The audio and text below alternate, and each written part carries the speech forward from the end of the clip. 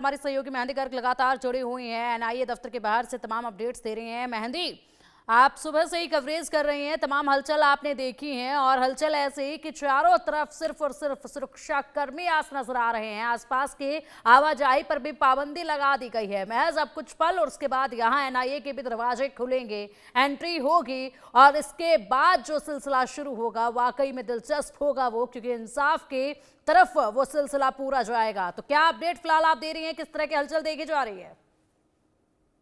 बिल्कुल पिंकी, सही कहा आपने, क्योंकि जिस दिन का इंतजार था आज वो दिन आ गया है। क्योंकि 26/11 का जो आतंकी हमला हुआ वो बेशक भारत के इतिहास में काले पन्नों पर लिखा हुआ है। आज जिन लोगों ने अपनी जान गंवाई थी, चाहे वो आम लोग हो या फिर पुलिस वाले, उन सभी को इंसाफ मिलता हुआ आज नजर आएगा। और कुछ ही देर बाद पालम एयरपोर्ट से निकलने के बाद तहव्वुर राणा को एनआईए मुख्यालय यहाँ पर लेकर आया जाएगा। और पूरा ये जो एनआईए मुख्यालय का जो पूरा इलाका है उसे कॉर्डन ऑफ कर दिया गया है। सुबह से ही ये इलाका कॉर्डन ऑफ है। हम तस्वीरें भी अपने दर्शकों के लिए यहाँ पर दिखाए तो पूरी बैरिकेडिंग इस पूरे जो इलाके में है वो की गई है और लगातार यहाँ पर जो पुलिस की तैनाती है वो भी की गई है। और बेशक जो अब इंतजार है वो सिर्फ तहव्वुर राणा के यहाँ पर पहुंचने का है। और फिलहाल जो अधिकारियों की जो मीटिंग है वो एनआईए मुख्यालय में यहाँ पर चल रही है। और जो आम जनता है, जो आम वाहन है, उनकी आवाजाही पर पूरी तरीके से यहाँ पर सुबह से ही रोक लगा दी गई है। और अब सिर्फ इंतजार है तहव्वुर राणा का एनआईए मुख्यालय में पहुंचने का, क्योंकि उसके बाद जो जांच पड़ताल का सिलसिला है वो शुरू हो जाएगा। और सबसे पहले तहव्वुर राणा जैसे ही एनआईए मुख्यालय मेडिकल टेस्ट उसका यहाँ पर कर, और मेडिकल टेस्ट होने के बाद देखिए जो है वो कोर्ट के सामने तहव्वुर राणा की पेशी होगी। और उसके बाद जो है वो कोर्ट से कस्टडी तहव्वुर राणा की मांगी जाएगी। और उसके बाद जब जांच पड़ताल शुरू होगी, जो क्वेश्चनिंग शुरू होगी, एनआईए के बहुत से सवाल हैं कि इस पूरे आतंकी हमले में किसकी साजिश थी, किस तरीके से इस पूरे आतंकी हमले को जो है वो अंजाम दिया गया, उसको लेकर एनआईए के बहुत से सवाल हैं। और फिलहाल एनआईए के मुख्यालय के अंदर अधिकारियों की बड़ी मीटिंग चल रही है। और इस मीटिंग में लगातार ये विचार विमर्श किया जा रहा है कि जैसे ही तहव्वुर राणा यहाँ पर पहुंचेगा तो आगे की कार्रवाई कैसे की जाएगी। जैसे ने भी कहा कि पालम मुख्यालय जैसे ही तहव्वुर राणा पहुंचेगा तो वो होगा।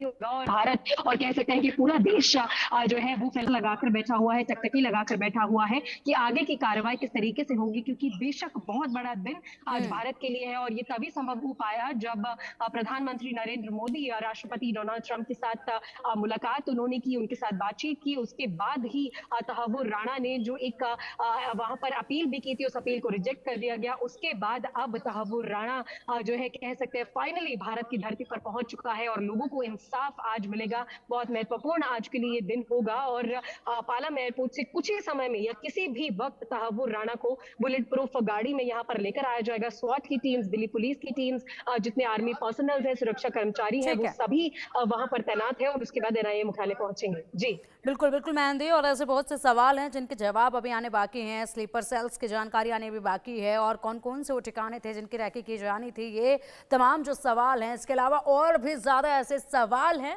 जिनका बाहर आना मुश्किल है, लेकिन उनके जवाब भी ज़रूरी है। ये सिलसिला शुरू होगा, इंतज़ार है बस कुछ और पल, उसके बाद देखना होगा कैसे यहाँ पर कार्रवाई जो है वो की जाएगी। सबसे बड़ा सवाल एक मन में ये भी है कि किस तरीके से अभी तहव्वुर राणा के मन में हलचल चल रही होगी, क्योंकि पहले जब वो आया था तो मंसूबों के साथ यहाँ इस धरती पर कदम रखे थे, लेकिन अब यहाँ पर कहीं ना कहीं रूह उसकी कांप रही होगी, मन में अजीब सी एक खलबली जो है वो मची होगी। इसको जानना भी बेहद जरूरी और दिलचस्प है। फिलहाल मेहंदी, आप नजर बनाए रखिएगा, अपडेट आपसे हम लेते रहेंगे। हमारे साथ हमारे खास मेहमान भी जुड़ चुके हैं जिनसे अधिक जानकारी हम हासिल करने की कोशिश करेंगे। विदेशी मामलों के जानकार अरविंद सिंह तेजावत जी हमारे साथ हैं। अरविंद जी, बहुत स्वागत है आपका इंडिया न्यूज पर। आज का दिन बेहद महत्वपूर्ण है, हालांकि लंबे अरसे के बाद ये दिन आया है जिसका सभी को इंतजार था, लेकिन आखिरकार ये दिन आ ही गया है। अब ऐसे में कहीं ना कहीं एक आगे की रोशनी नजर आती है, एक आगे की उम्मीद नजर आती है कि अगर तहव्वुर राणा को प्रत्यर्पण कर लाया जा सकता है तो और भी ऐसे गुनहगार हैं भारत के, उनका सिलसिला भी ऐसा ही देखा जा सकता है। ये एक उम्मीद जगी है हर उस इंसान के अंदर जिन्होंने अपनों को खोया है कहीं ना कहीं इन आतंकवादियों के जरिए। तो ऐसे में आप देखिए आज का दिन बेहद महत्वपूर्ण है। महज कुछ ही देर में तहव्वुर राणा को एनआईए दफ्तर ले जाया जाएगा। किस तरीके से देख रहे हैं आप इस पूरी कार्रवाई को? ये वाकई पिंकी जी बहुत ही बड़ी सफलता है कूटनीतिक स्तर पर तहव्वुर राणा को लाने में हमें 16 बरस लग गए। यह 2008 की घटना है, उसके बाद में एक लंबा समय हो गया है। तो ऐसे अपराधियों को समय रहते हुए सजा मिलनी चाहिए पर उसमें यह भारत के दबदबे को भी दर्शाता है, क्योंकि जो वर्ल्ड वर्ल्ड ऑर्डर है वो बहुत तेजी से बदल रहा है, भारत की अहमियत बढ़ रही है और दरअसल जो शीत युद्ध की मानसिकता थी उससे लोग बाहर निकल रहे हैं। तो जब 26/11 के जब हमले हुए थे, तब अमेरिका से जो हमें उम्मीद थी वह उम्मीद हमारी पूरी नहीं हो पाई। पर अब ऐसा लग रहा है कि नई विश्व परिस्थितियों को देखकर अमेरिका की तरफ से भी हमें सहयोग मिला है और उसका प्रत्यर्पण तुरंत ही कर दिया गया, बहुत अधिक समय नहीं लगाया गया। अब यह भारतीय न्यायिक प्रक्रिया के लिए एक चैलेंज है कि ऐसे अपराधियों को कोई बहुत ज़्यादा रहम न दिखाकर उनको जल्दी से जल्दी उनका जो जगह होनी चाहिए फांसी का फंदा, वहाँ तक पहुँचाया जाए। तभी मुझे लगता है कि उन तमाम लोगों को न्याय मिलेगा जिन्होंने अपने भाई को खोया है, किसी ने अपने पिता को खोया है और बड़े तौर पर सबने अपनों को खोया है और वह भी बिना किसी वजह के। तो यह सारी है आतंकवाद का, मुझे लगता है यही जवाब हो सकता है। तो देखिए पिंकी जी, आने वाले समय में कुछ सुखद ही होना चाहिए।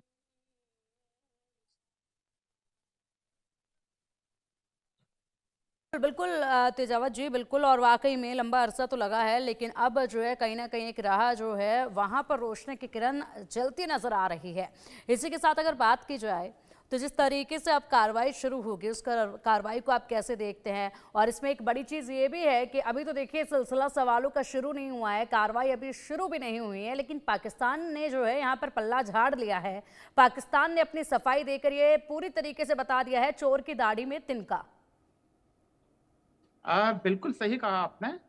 दरअसल बहुत सारे पाकिस्तान के भी विश्लेषक जो खासकर नीतियों का विश्लेषण करते हैं, जैसे बहुत सारे पत्रकार मित्र हैं, उन्होंने भी ये कहा है कि पाकिस्तान का इसमें इन्वॉल्वमेंट अगर साबित होता है तो यह पाकिस्तान की अंतर्राष्ट्रीय छवि के लिए बहुत ही खराब होगा। और दूसरी बात यह कि यह सब करने से पाकिस्तान को हासिल क्या हुआ?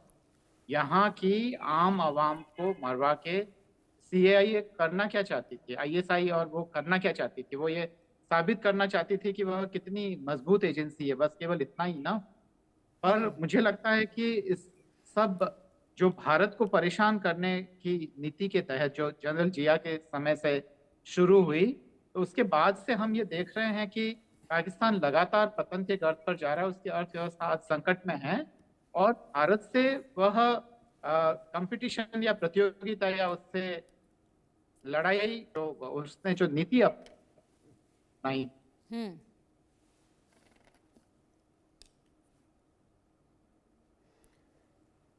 बिल्कुल, हम रुक करेंगे तेजावत जी का, लेकिन उससे पहले आपको पल पल के अपडेट्स ज़रूर पहुंचाते रहेंगे, क्योंकि जिस तरीके से आज का जो दिन है वे बेहद महत्वपूर्ण है और सभी उन इंसानों की नज़र आज के दिन पर इस हलचल पर टिकी हुई है जिन्होंने 26/11 के हमले में अपनों को खोया था। और आज ऐसे में जब अपनी सरजमी पर तहुवर राणा के कदम पड़ते देख रहे हैं तो उनके मन में ये आस जग रही है कि अब यहाँ पर इंसाफ होगा और सज़ा यहाँ तहुवर राणा को दी जाएगी और बहुत से खुलासे होंगे और उन लोगों तक भी हाथ पहुँचेंगे कानून के और सरकार के जो लोग इसमें शामिल थे, और चाहे वो कहीं पर भी आज छिपे बैठे हो उनका प्रत्यर्पण भी किया जाएगा, उनको भी खींचकर जो है वो भारत की सरजमी पर लाया जाएगा। इसी उम्मीद में है तमाम वो लोग जिन